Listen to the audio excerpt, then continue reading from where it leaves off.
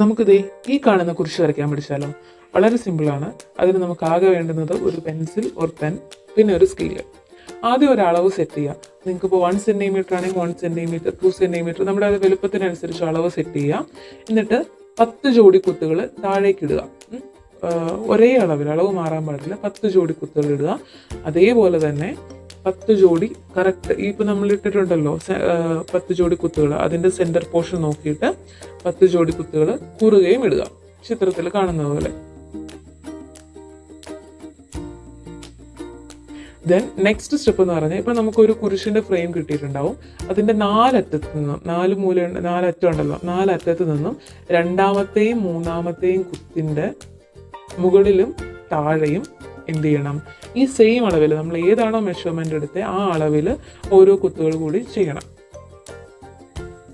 ഇട്ട് കൊടുക്കണം.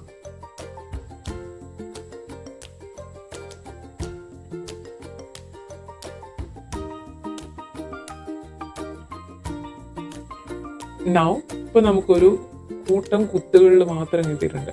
ഇനി ചിത്രത്തിൽ കാണുന്ന പോലെ ജസ്റ്റ് ഒന്ന് വരച്ചു കൊടുത്താൽ മതി. അതായത് ഈ കൂട്ടം കൂടി കിടക്കുന്ന ഭാഗത്ത് നാ പോലെ വരയ്ക്കണം. ഓരോ കോർണറിലും അല്ലെങ്കിൽ ഓരോ അറ്റത്തും 3 നാ വീതം അതുപോലെ വരച്ചു കൊടുക്കുക.